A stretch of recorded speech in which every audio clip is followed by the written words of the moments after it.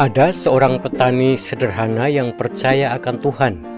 Setiap hari ia tidak pernah lupa untuk berdoa. Ia mendoakan semua orang yang ia kenal, dan ia juga tidak lupa berdoa untuk dirinya sendiri. Ia berdoa supaya ia hidup dalam kondisi sukacita dan ada berkat-berkat Tuhan yang dapat ia nikmati.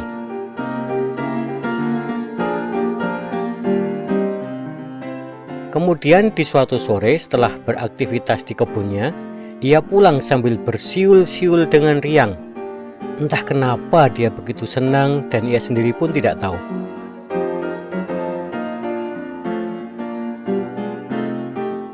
Ternyata dalam perjalanan pulang itu, ia melihat seekor angsa yang tampak kelelahan.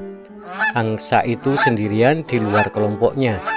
Lalu dengan iba petani itu membawa angsa itu pulang dengan hati-hati. Sesampai di rumah, ia langsung memberi makan angsa itu dalam jumlah yang cukup banyak. Rupanya si angsa ini benar-benar lapar. Ia menyantap habis semua makanan itu, kemudian petani menaruhnya di belakang rumah. Malam itu si angsa tidur dengan nyaman di sana.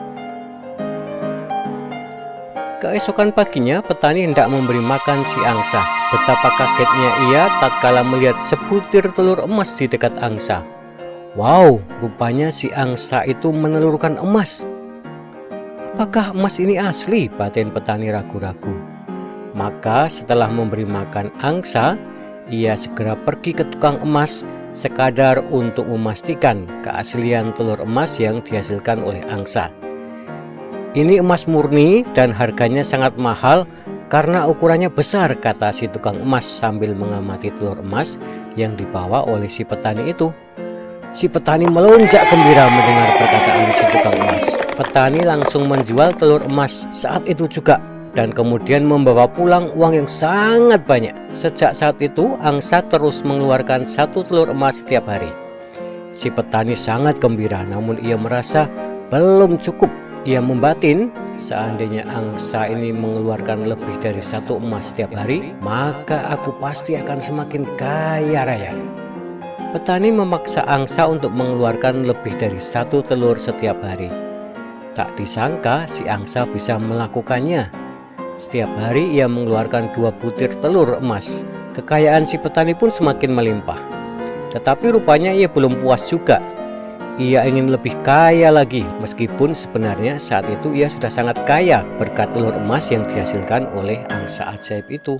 Angsa ini benar-benar hebat, batin petani. Tapi aku ingin cepat kaya, aku tidak ingin menunggu besok. Aku akan menyembelih angsa ini dan mengambil seluruh emas yang ada di dalam tubuhnya. Si petani benar-benar melaksanakan rencana itu. Ia menyembelih angsa tanpa berpikir panjang. Sayang sekali khayalannya tidak terwujud. Di dalam tubuh angsa itu rupanya tidak ada emas sama sekali. Kemana emasnya? Seru si petani panik. Ia memeriksa sekali lagi tubuh angsa yang sudah disembelih, namun ia sama sekali tidak menemukannya. Kini ia hanya bisa menyesali kebodohan dan keserakahannya sendiri.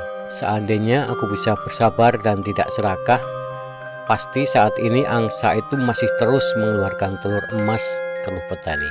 Sayang, aku telah bertindak gegabah. Keserakahan telah membutakan pikiranku.